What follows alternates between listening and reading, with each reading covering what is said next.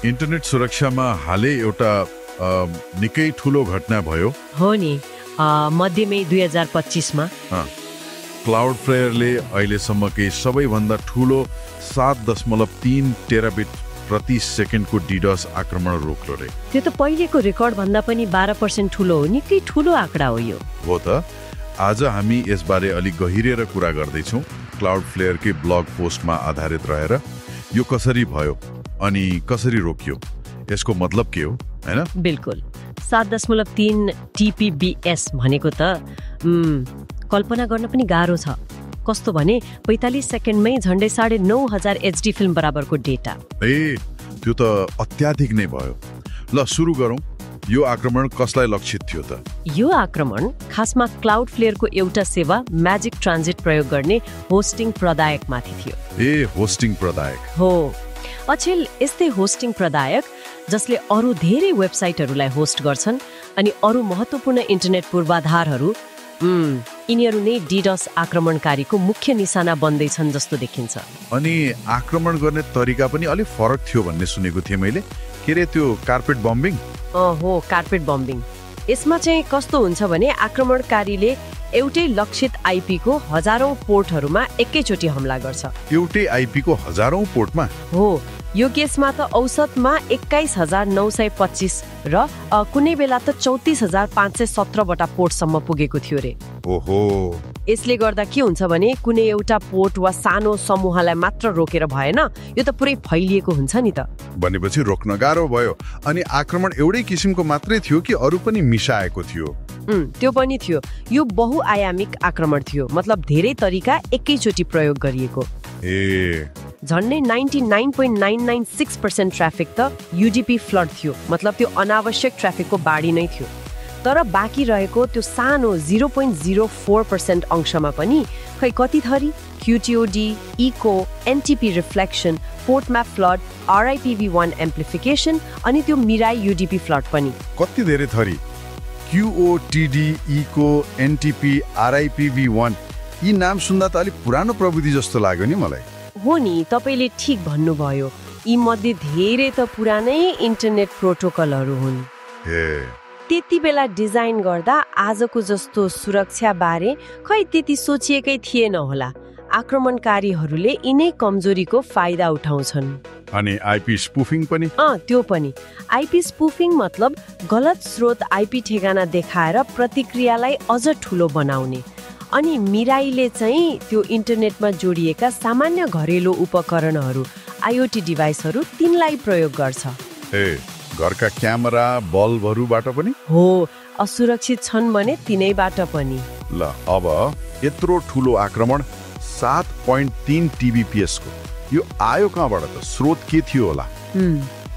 स्रोत पत्ता लगाउन त अत्यन्तै गाह्रो थियो, किनभने आक्रमण 161 देशका 161 देश? हो, 161 देशका 5,443 भन्दा बढी नेटवर्क, मतलब एएस बाट आएको थियो। अनि स्रोत आइपी ठेगाना त झन्डै 1,22,000 भन्दा बढी। ओहो, यसले त आक्रमणकारी लुक्न कति सजिलो छ भनेर देखायो नि, हैन त? त्यही त, गुमनामी यसको ठुलो पक्ष हो। खास मुख्य स्रोतहरू चाहिँ कुन देश थिए, के थाहा भयो कि? मुख्य स्रोत हेर्दा चाहिँ लगभग आधा ट्राफिक त ब्राजिल 25% र भियतनाम 25% बाट आएको देखियो। ब्राजिल र भियतनाम? हो। त्यसपछि ताइवान, चीन, इन्डोनेसिया जस्ता देशहरू थिए। यसले के देखाउँछ भने त्यो बोटनेट ह्याकरले नियन्त्रणमा लिएका कम्प्युटर र डिभाइसहरूको सञ्जाल कति विश्वव्यापी र शक्तिशाली हुँदो रहेछ। डरलाग्दो रहेछ बोटनेट त। क्लाउडफ्लेयरले चाहिँ इन्टरनेट सेवा प्रदायकहरूलाई यस्ता आक्रमणकारी आइपी चिन्न मद्दत गर्न निःशुल्क थ्रेट फिड पनि दिन्छ रे। त्यो त राम्रो कुरा भयो। अब सबैभन्दा महत्त्वपूर्ण प्रश्नमा आउँ। यत्रो 7.3 TBPS को आक्रमणलाई क्लाउडफ्लेयरले रोक्यो कसरी त? के त्यहाँ साइरन बज्यो, रातो बत्ती बल्यो, मान्छेहरू दौडिए? हैन, त्यही त सबभन्दा अचम्मको कुरा छ। हो र? हो, क्लाउडफ्लेयरले आफ्नो विश्वव्यापी एनीकास्ट नेटवर्क प्रयोग गर्यो। यसले के गर्छ भने आउँदै गरेको त्यो आक्रमणको ट्राफिकलाई संसारभरि फैलिएका उनीहरूका 477 वटा डेटा सेन्टरहरूमा स्वतः बाँडिदिन्छ। भनेपछि एउटै ठाउँमा भेल पस्नुको सट्टा त्यो भेललाई ससाना 477 वटा खोल्सातिर पठाइदिए जस्तो। हो ठ्याक्कै त्यस्तै। अनि प्रत्येक डेटा सेन्टरमा डस्ट भन्ने एउटा स्वचालित प्रणाली छ। Dust? Denial of service statement.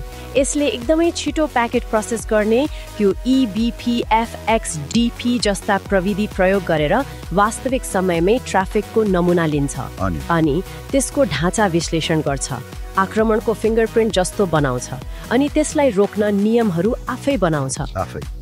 आफै।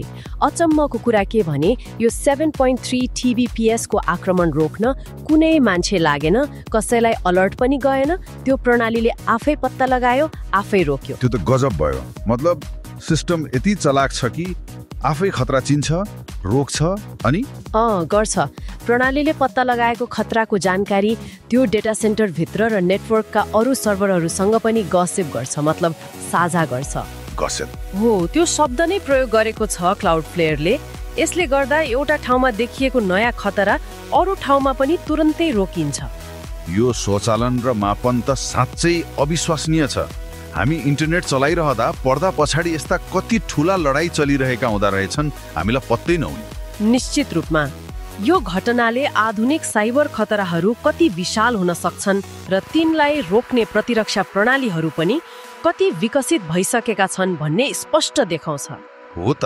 अनि यसले फेरि के कुरामा जोड दियो भने इन्टरनेटलाई सुरक्षित राख्न ती पुराना प्रोटोकलहरूलाई या त सुरक्षित गर्नु पर्यो या हटाउनु पर्यो र समग्रमा पूर्वाधार नै बलियो बनाउनु कति जरुरी छ भन्ने देखायो। र यसले होस्टिङ प्रदायक जस्ता अत्यावश्यक सेवाहरूलाई सुरक्षित राख्दै इन्टरनेटलाई चलायमान र सुरक्षित बनाउन कस्तो निरन्तर सङ्घर्ष चलिरहेको छ भन्ने पनि देखायो।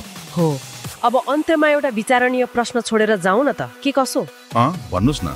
संसारभरि छरिएका असुरक्षित IoT उपकरणहरू, हाम्रै घरका क्यामेरा, स्मार्ट बल्ब, अरू के होलान् हो, यिनैबाट यस्ता ठूला र जटिल आक्रमणहरू बढ्दै जाँदा के हामी क्लाउडफ्लेयर जस्ता ठूला कम्पनीहरूमा मात्रै भर परेर बस्ने वा एउटा सुरक्षित इन्टरनेट इकोसिस्टम बनाउन व्यक्तिगत स्तरमा पनि हाम्रो केही जिम्मेवारी हुन्छ कि, जस्तै कम्तीमा आफ्ना इन्टरनेटमा जोडिएका उपकरणहरूलाई सुरक्षित राख्ने? यो साँच्चै सोच्नु पर्ने कुरा हो। हाम्रा सानातिना उपकरण पनि ठूलो समस्याको भाग बन्न सक्छन्। धन्यवाद यो जानकारीको लागि। धन्यवाद।